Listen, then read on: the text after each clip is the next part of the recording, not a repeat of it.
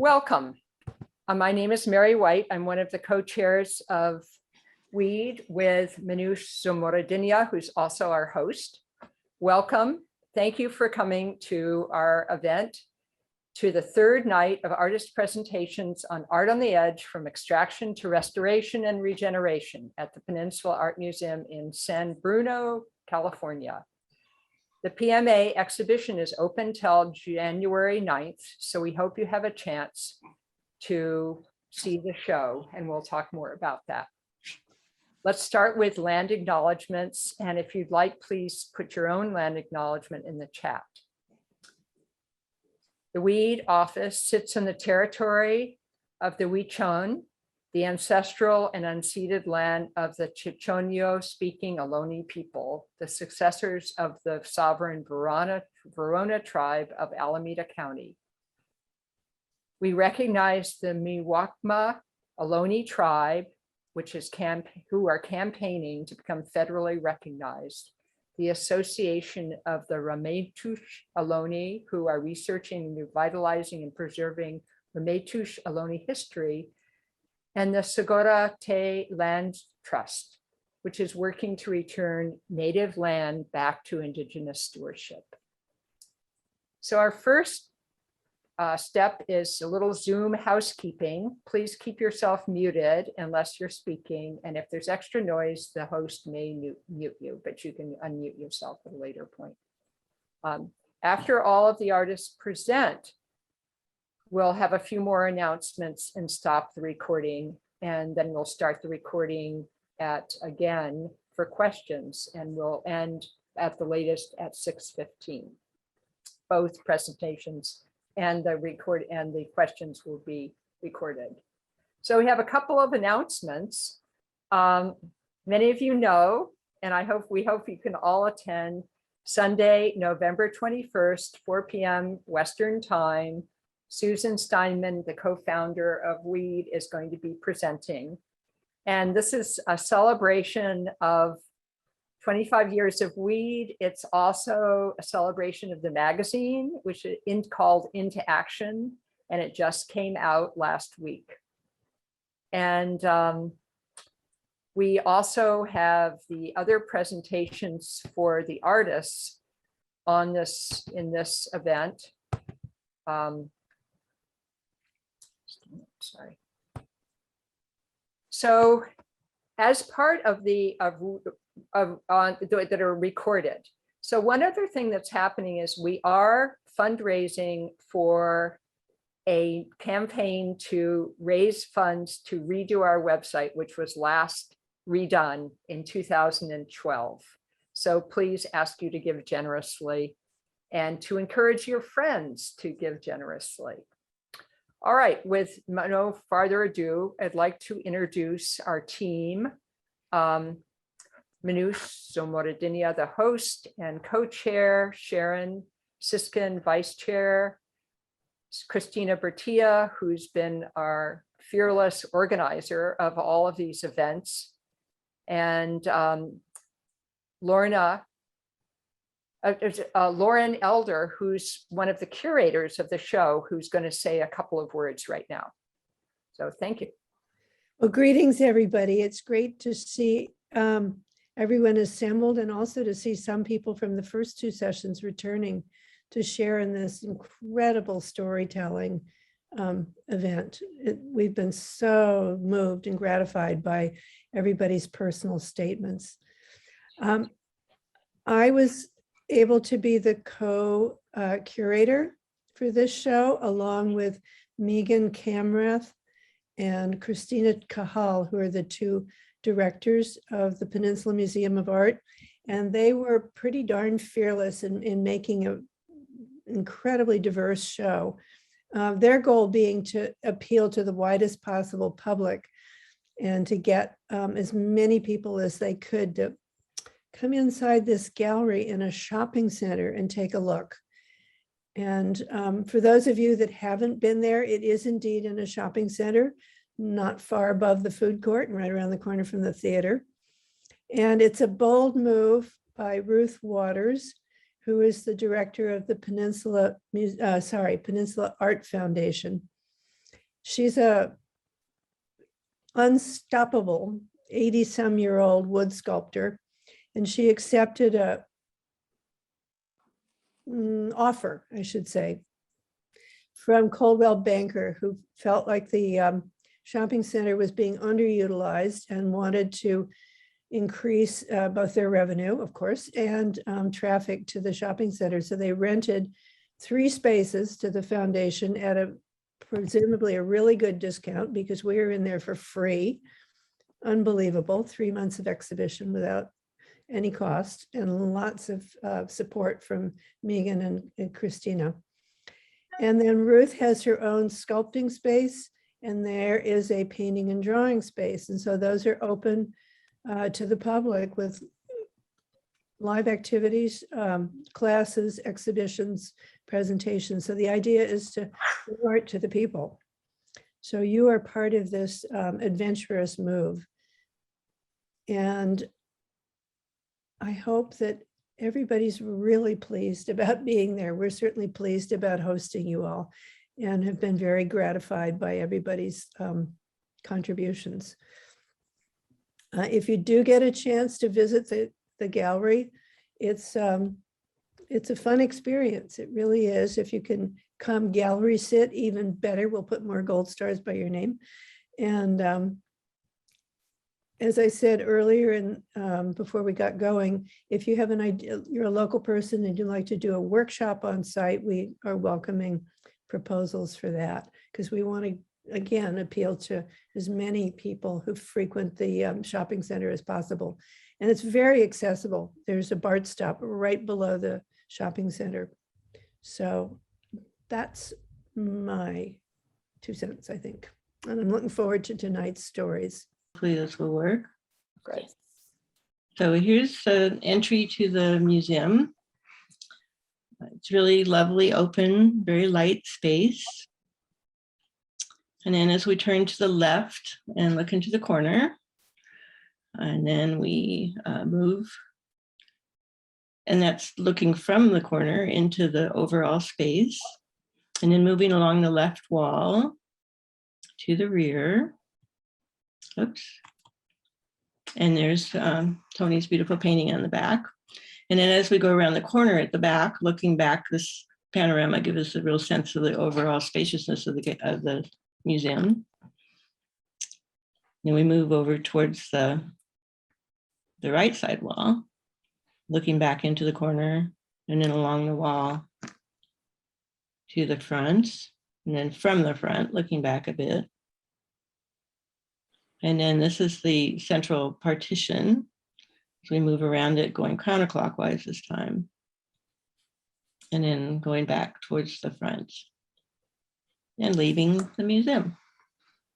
So next, we'll start with Eliza Evans. Great, thank you so much. I'm thrilled to be a part of this show. I'm sad I'm not going to be able to see it in person. I live in upstate New York, but I'm delighted to have a West Coast audience for this work. The work principally is the piece of paper on the right, which is a quit claim mineral deed. So what is that? That is a document that I'm using to transfer ownership of 3 acres of mineral rights that I inherited in Oklahoma. And there's currently a couple drilling companies who want to frack this particular property, and of course the surrounding property as well. And knowing nothing about how this business works, I thought I could just say, no, I'm the property owner, and I can say, no, they can't frack it, when indeed that is not the case. They can force me. Well, if they can force me to be fracked, I can force them to deal with many more people than just me. So I'm in the process of giving away these mineral rights to as many people as possible. Legally, there is no limit to the number of folks who can own this 3 acres. So currently, there are 1,444 people who co-own this property with me, which means the fracking company has to reach out to every one of us and attempt to negotiate a lease. And the owners, we can ignore them, we can, tease them along, and or we can in turn give our tiny little mineral rights away to whomever we want. So this was an experiment. I didn't know if it would work. It seems to be working. No one sued me yet, which I'm all in favor of. And it's working so well, I've just started my second project in Pennsylvania, this time with actual support from the Puffin Foundation. So I see this project growing. I think our ambitions as eco artists should be as big as the people we're battling against. I couldn't be more appreciative of all the people who are joining me in this. If you want to learn more about the project, it's allthewaytohell.com is the project site. And you can learn more about the whys and wherefores there. And also, if you happen to own minerals, kind of maybe you ended up with them the way I did, and you're looking for options or just want to, talk about, I'm not a lawyer, but I've read a lot. I'm happy to have chats with anybody. But really, that's it. And I'm, this clearly this is the most visually stimulating work on the wall in the museum. But if you've had a chance to look at it or check it out online, I'd really appreciate it. So thank you very much. Thank you. Next, we have Linda Gass. Well, it's really a pleasure to be here.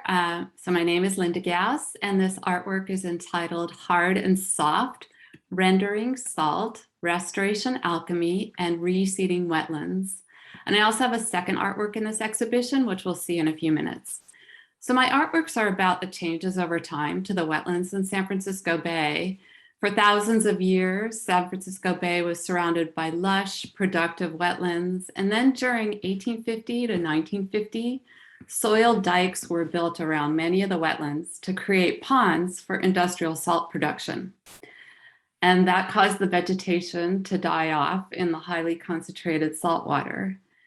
Although salt is a common substance in our lives, outside of the oceans, it doesn't exist naturally in many places in the world. And it's critical to human and animal health. And it's used in many industrial purposes, ranging from preserving food to being used to manufacture soap, metals, ceramic glazes, and dyeing textiles. So that makes it a really valuable mineral. Salt is typically manufactured either through evaporation of seawater or mining of rock salt. The climate in the Bay Area is perfect for producing salt efficiently through solar evaporation because we don't receive a lot of rainfall and our summers are long. So this is why the shallow wetlands of San Francisco Bay became such an attractive target for the salt industry. We allowed the destruction of wetlands to take place without any knowledge of how important they are for our collective survival. They provide habitat for wildlife, filter toxic pollution, and provide natural flood protection. Over the past several decades, several restoration efforts have taken place to restore the salt ponds back to wetlands, but it's a really long, involved process. So this 6-part series pairs 3 glass artworks with 3 textile artworks, representing a progression of industrial salt ponds being restored back into wetlands. My work explores how landscapes change over time, focusing on those places where destruction and renewal, wounding and healing, absence and presence overlap. The artwork pair on the left show an industrial salt extraction pond as the salty remains of a dead wetland. The artwork pair in the middle represents the process of restoration, using the metaphor of alchemy and its transformation of matter. The artwork pair on the right represent the restored wetlands, verdant with life. Next slide, please. This artwork is entitled Wetlands Takeover. I painted an imagined aerial landscape in San Francisco Bay on silk that I then stitched on the sewing machine using quilting techniques. It shows wetlands, impatient with human delays in restoring industrial salt ponds back to wetlands, taking over and restoring themselves. The meanderings of the wetlands channels are based on actual historical photographs taken before the salt ponds were constructed. The process of making my work echoes the destructive theme of extraction followed by restoration. This work began with many of the same destructive acts that humans have done to the wetlands. I cut into the fabric and I tear it. I build the equivalent of dams and dikes using resists to contain my liquid silk dyes. And then when the painting is done, I stitch it by machine and by hand using the act of sewing or mending as an act of restoration. I really appreciate that this exhibit encouraged me to look beyond the theme of environmental destruction and restoration in these artworks to examine the extractive process that caused the destruction more deeply. Although I'm familiar with the salt extraction activities around San Francisco Bay, it prompted me to research salt extraction more broadly. For example, I never considered where the popular pink-colored Himalayan salt comes from until this project. So I learned that it's mined in the Punjab province of Pakistan. And these underground rock salts are the evaporated remains of an ancient ocean from 540 to 600 million years ago. Given that my local salt comes from dead wetlands and other salts are mined rock salt, I'm wondering how to choose an environmentally preferable salt source. There are lots of factors to consider: energy intensity, how far it travels, what's destroyed in the extraction process, and what toxic byproducts are produced. It's a complex project to research, and I'd love to know if anyone has any recommendation.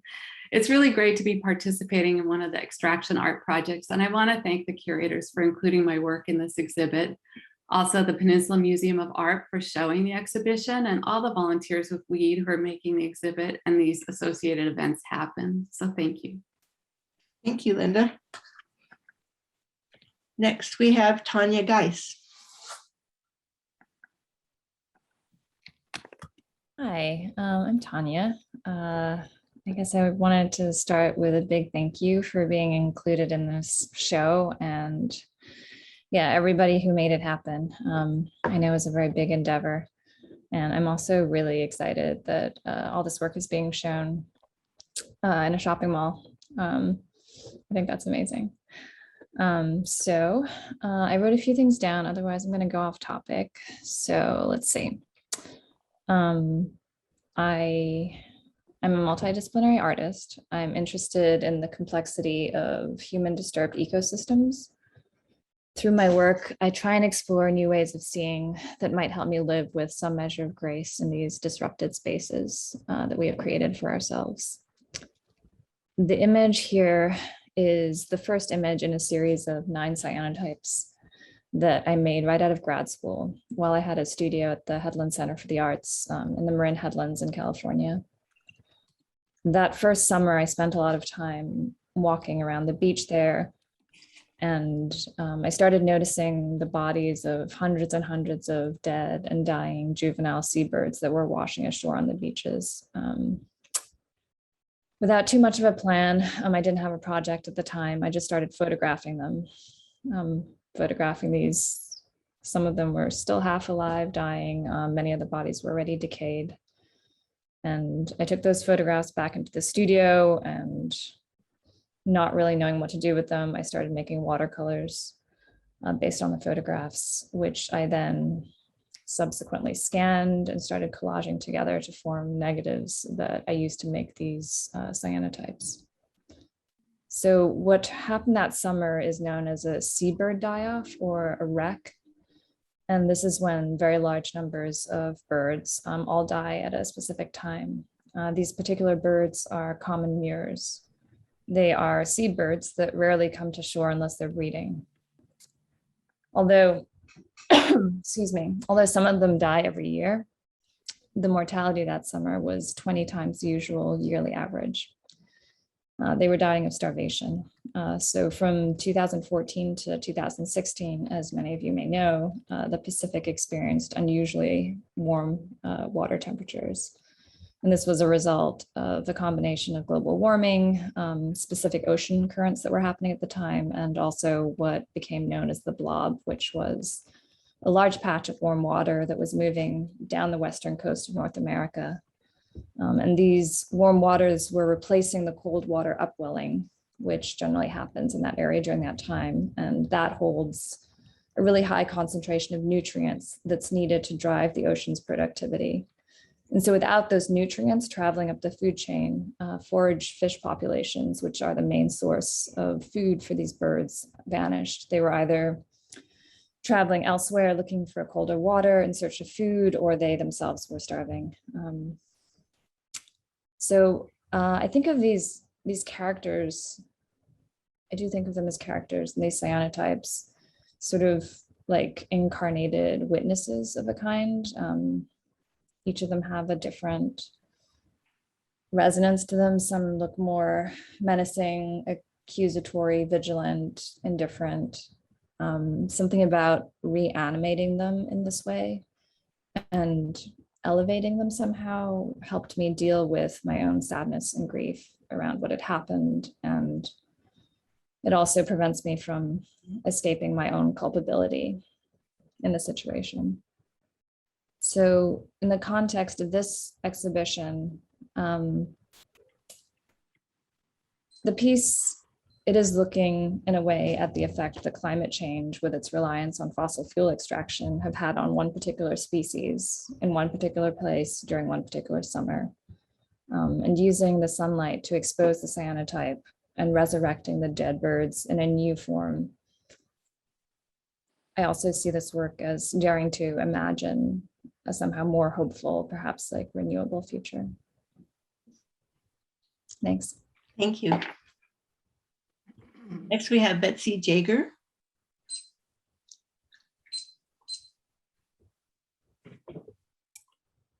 Good evening. I first want to thank Mary, Christina, and all the WEED members who put so much time and energy into this exhibition. You did a great job. And thanks to the Peninsula Museum of Art for making the exhibition available online, also a great job. My name is Betsy Jager, and my work is called Kingfisher on Dents Run. I live in West Virginia, a state that has been defined by coal and now gas extraction. It is why we are one of the poorest and least healthy states in the country. Strip mining, which is the removal of coal by blasting away the ground above it, became up close and personal in 2012 when a strip mining permit was granted for 2 farms adjacent to our property. The farmers were told that the process would take 2 years and that their pastures would be even better after the reclamation. Instead, the coal company declared bankruptcy after 2 years and left the former farms an industrial wasteland. The mountains of overburden leach heavy metals every time it rains, leaving our streams bright orange with acid mine drainage. I have walked a 3-mile loop around my neighborhood every morning for years and documented the changes daily, so I have a large visual record of the damage done. Using these photos for subject matter, my work is narrative and seeks to describe the impacts of coal extraction on the land, the water, wildlife, and the people who live here. Kingfisher on Dents Run is a split panel to compare the reality of what I have photographed with the ideal of what I would like it to be. The photograph was taken in January of 2016. I used paper mache and wire to create a physical and visceral effect. The lower left side shows the edge of the road with a culvert, which carries bright orange water from a poorly constructed sediment pond, which was supposed to collect the heavy metals, but it failed like they always do. The orange water flows into Dents Run, seen at the top of the panel. The shadow of a turkey vulture wing suggests that the carrion eater is checking out the carcass of a dead white-tailed deer. The tired tread is the human presence that created this gray and lifeless scene. On the right side of the panel, a kingfisher on the branch is looking for a fish in the stream below, an indication of a healthy stream. The blue water and bright green grass is how the scene looked before the strip mine and how we'd like it to look again. Originally, the land here would have been forested with oak, maple, locust, and many other deciduous trees. Seneca tribes hunted the once abundant wildlife here. More recently, the land was used for grazing cattle and horses on small hill farms. We'd like to see it that way again. How will that happen? The bond money posted to pay for reclamation should have been 10 times more than it was. The permit never should have been granted in the first place, but here we are. The recently passed infrastructure bill contains money for mine and stream reclamation. We also hope for the passage of the Build Back Better Act. Our own Senator Manchin has been the major obstacle to getting the act passed. I guess we'll find out in the next week whether he regards the people who live here or his coal friends as his constituents. Thanks to everyone who participated in this exhibition. It has been an honor to share this venue with all of you. Thank you. Next is Margaret Lejeune. Hello, thank you everyone, and thanks to the WEED members who helped put this together. I'm honored to be part of this show, and thanks to Sam Peltz for being here and putting together the extraction project. This has been such an amazing experience to participate in. I have two works in the show tonight. Both of them were created during an artist residency at the University of Notre Dame's Environmental Research Center in Wisconsin. I was invited there as the second artist resident in the program, and I had the opportunity to work really closely with an interdisciplinary group of scientists. And there were several dendrochronologists, biologists, and marine biologists there that I was able to work with. I also had the opportunity to partner with students, which was quite incredible, seeing their own research and having it sort of spur ideas in my own creative practice. So I can't speak highly enough of UNDERC and encourage other women who are interested in this group to go on an artist residency to seek out the application process there. It's really quite an amazing place. These two images are from a project called Shifting Halo. And this project documents how climate change and logging practices are impacting the boreal forest. This woodland biome, also known as the Emerald Halo, circles the northern part of the globe. The photographic works draw attention to the damage caused by clear cutting, and including the release of carbon that is stored in the soil and the trees, as well as the destruction of the habitat of resident birds, including the boreal chickadee, which I was really interested in researching while I was in residence there. I made these sound recordings of the birds in their natural habitat, and that is the blue line that you see across the image in this first work called Birdsong. And so I've transcribed that sound wave and added it into the image that I've created to sort of punctuate the silence of these birds as they are being slowly depleted from their natural habitat. You can go to the next slide, please. So as resident birds, this means that these birds don't migrate, they don't move, they stay in this habitat all year round. So as we continue to clear cut the trees, these birds have no place to go.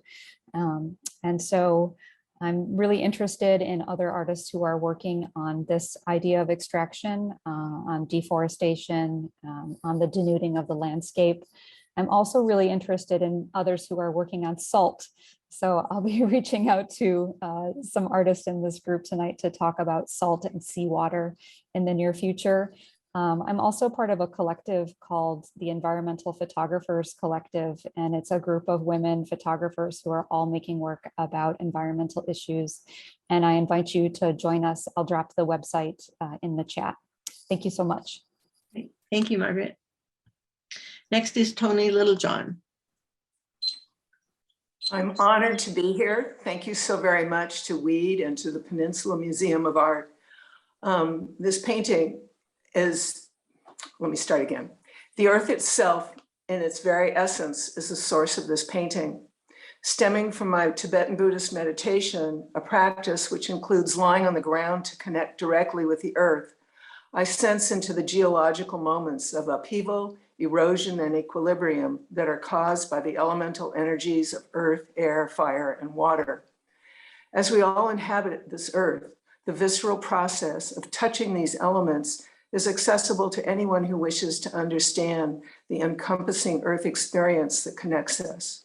You can experience connecting to the Earth right now, here in this moment on Zoom, by sensing how your body is touching the chair or the floor. Take a deep breath and choose a point of contact that your body has with the chair or floor, such as your back or the bottoms of your feet. Pay attention to how the energy feels that is moving into your body from this place and how it is flowing out. What's the temperature of this energy flow? Do you see colors? Connecting with the Earth in this manner has led me to know that the boundary between myself and Earth has dissolved.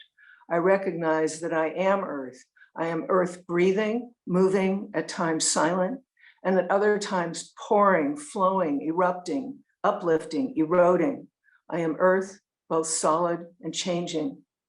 This painting, Fire Under Ice, is an extension of the experience of this attunement and arose from the practice of deep Earth listening, a practice which derives my creative process.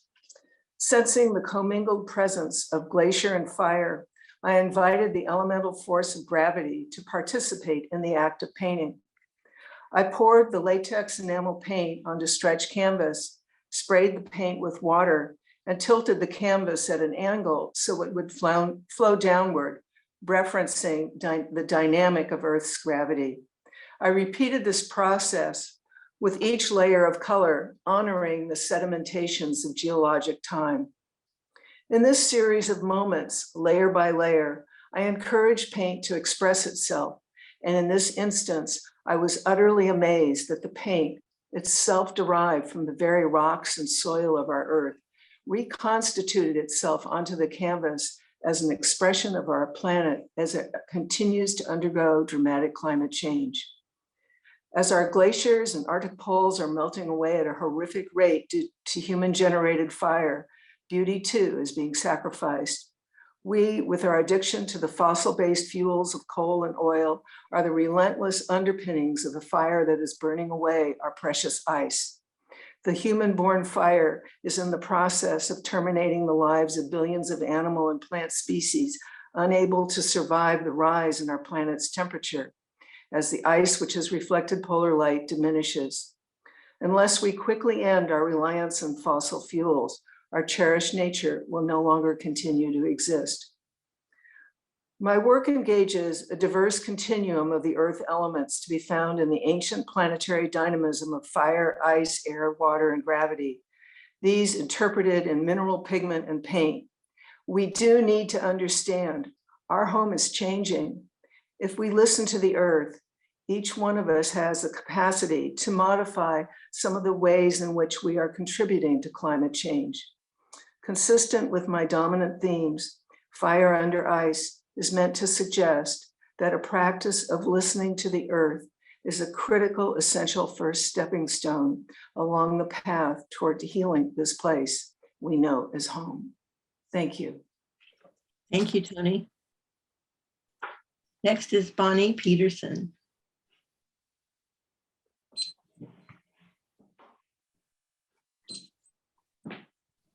Hello. This, oh, okay. This is one of my series of topographic maps. They're 7.5-minute USGS maps that I've used in hiking. This one happens to be a map that I used in northern Michigan, where I currently live, to hike up the tallest peak, Mount Houghton, in the middle of winter.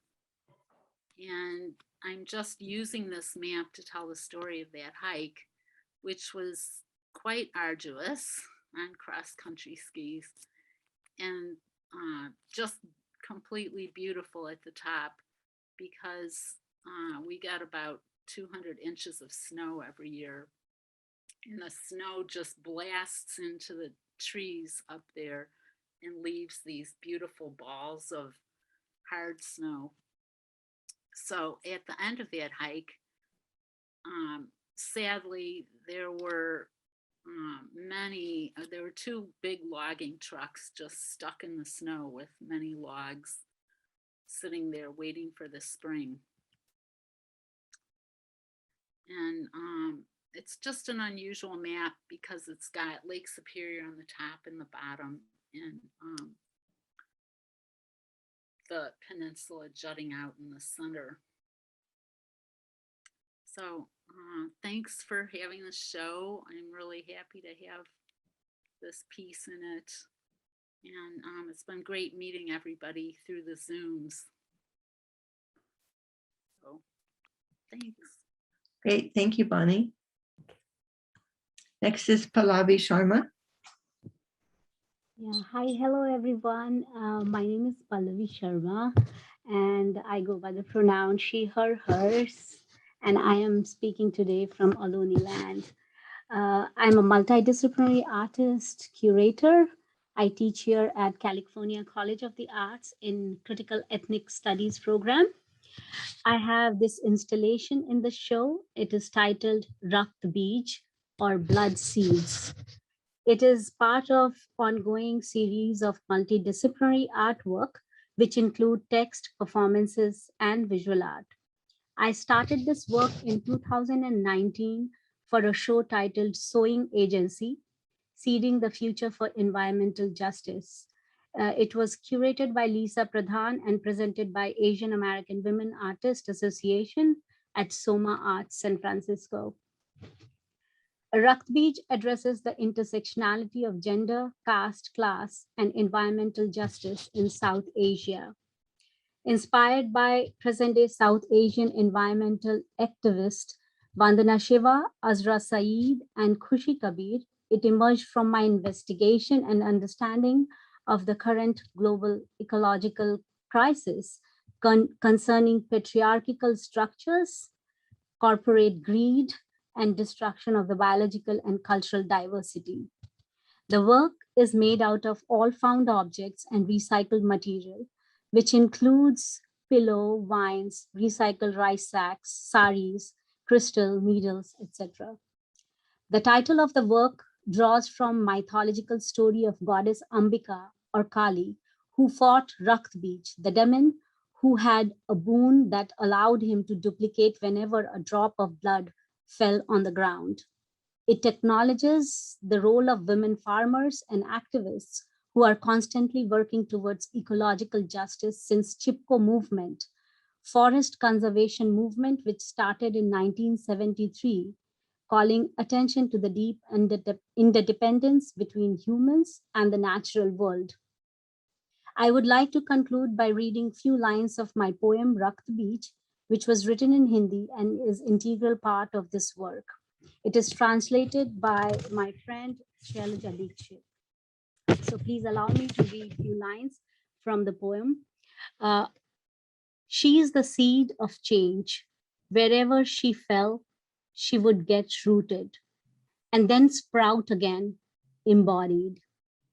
Cutting every obstacle, crossing every boundary, soaking up all the dampness, she would move ahead, rooting out the true troublemakers, the producers, the directors who played this poisonous game under her leeway, trampled every rising voice, every seed that grew on the barren land, who pulled up from the very roots, forests and shrubs, the emerging civilizations, the primordial communities, flattening new possibilities. She is the seed of change. Wherever she fell, she would get rooted and then sprout again, embodied. Thank you. Thank you. Next is Sharon Siskin. Thank you, Christina. Thank you, everyone. This has been amazing.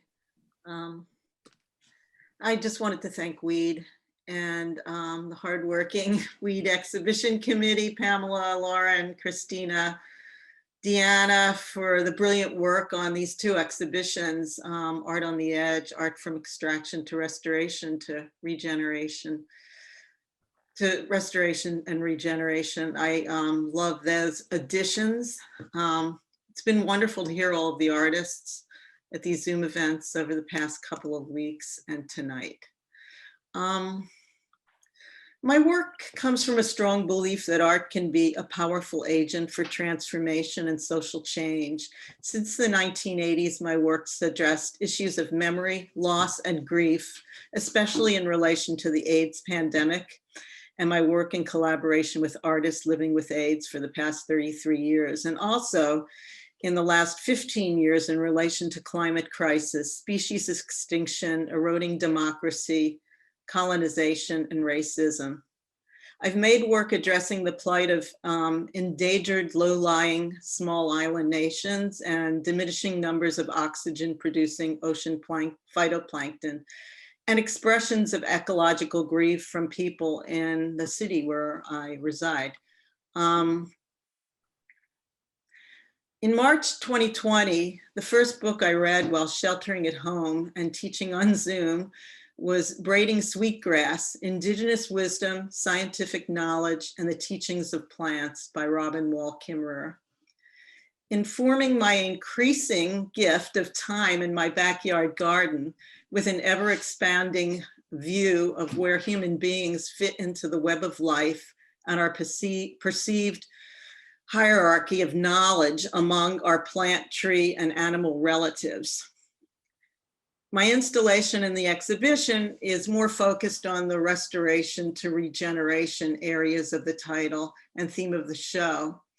This installation, called Information Network, was inspired by the work of forest ecologist and researcher of mycorrhizal networks, Suzanne Simard, whose research has built on the work of past scientists and indigenous knowledge to show that a forest is not a mere collection of individual trees competing for light and nutrients, but rather a sentient, interacting community of collaboration.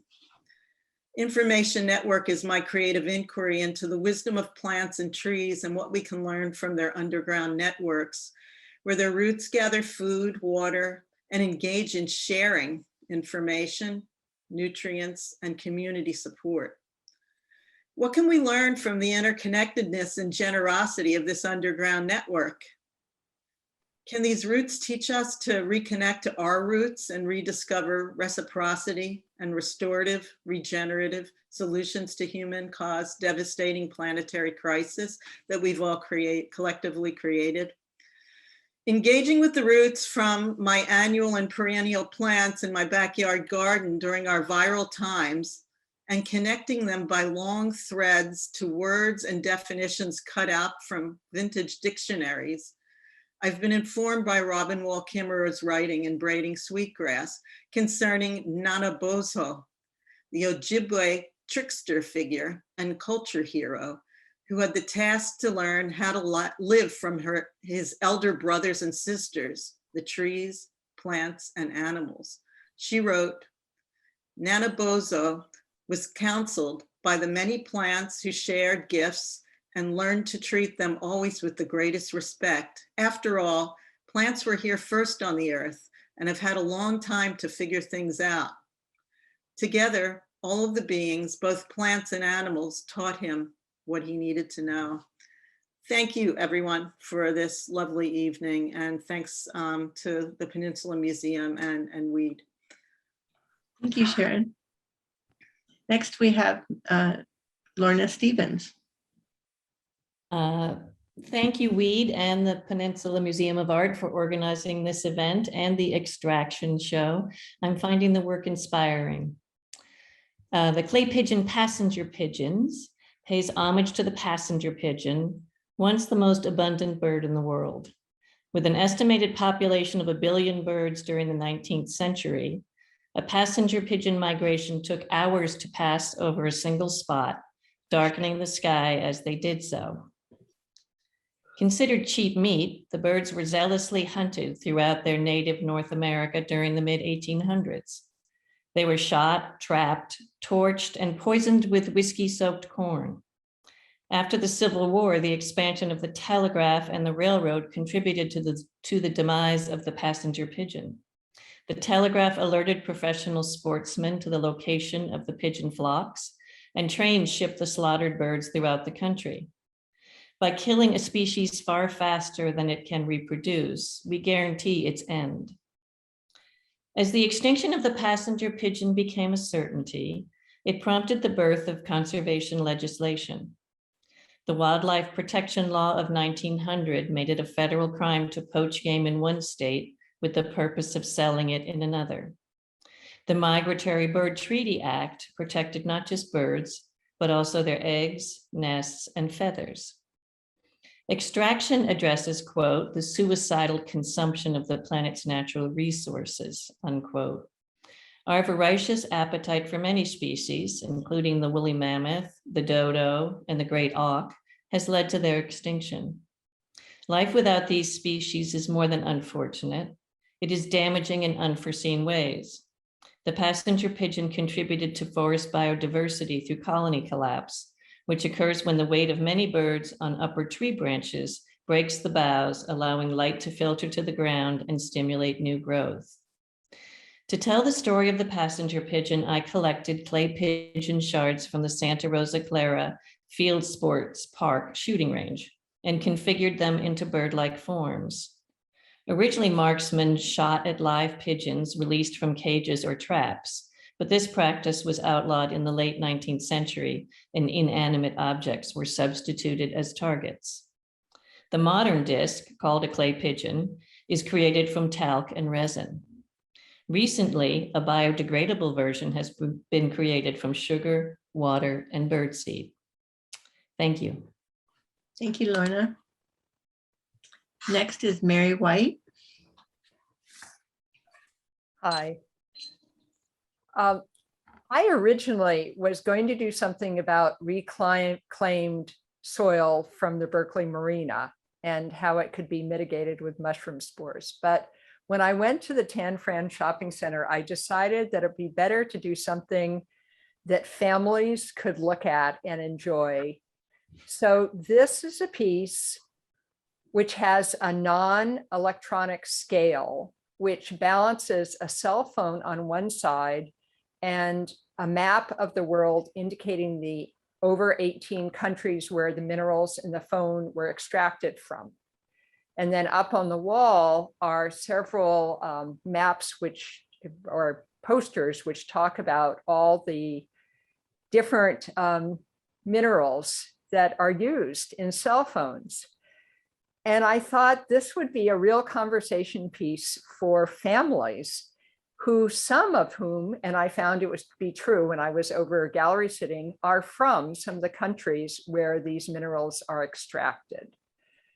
So I think that the first part of change is to educate and to inquire and to have curiosity. So the bottom part is kind of a symbolic of nature with a kind of crushed glass base, but the top has the minerals. And just it's kind of fun to see that silica sand is mined in China and Japan, and potassium in Russia and Belarus and Canada. So gee, I wonder if some of the mines are looking at those materials in Belarus and some of the politics.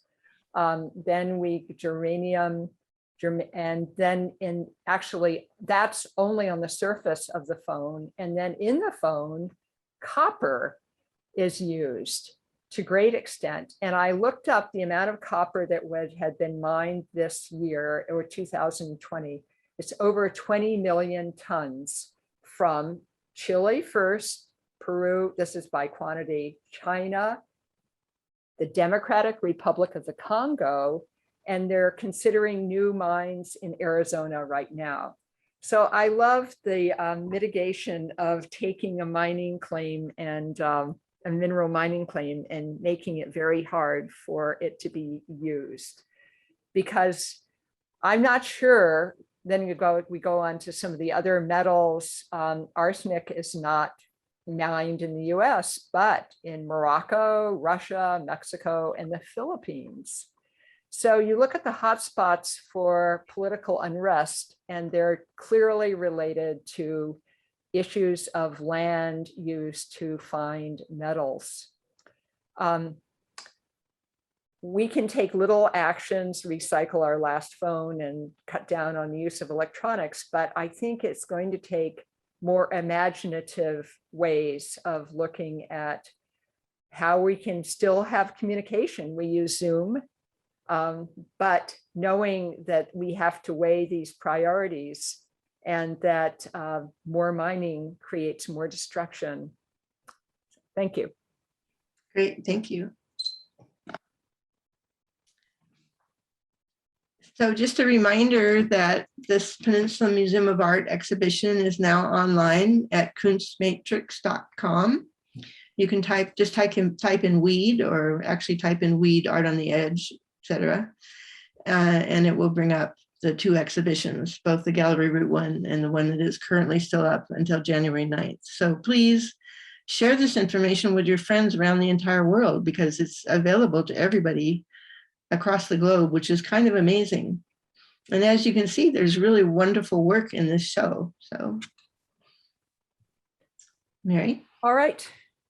So we're going to have another couple of announcements and then close off this recording, and then we'll start the other recording. So if you have questions, please put them in the chat or raise your hands when we get to that point. Just want to remind everybody that Sunday, November 21st from 4 to 6 p.m. Western time, Pacific time, Susan Steinman will be talking. And also just want to thank you all for participating and for all of the hard work that all the WEED members made. And I hope that, you know, it is our mission to reach out and to collaborate with other women identified artists working on similar issues around the country. And so we hope that we can form some fun new connections and ways of having more collaboration and interchange.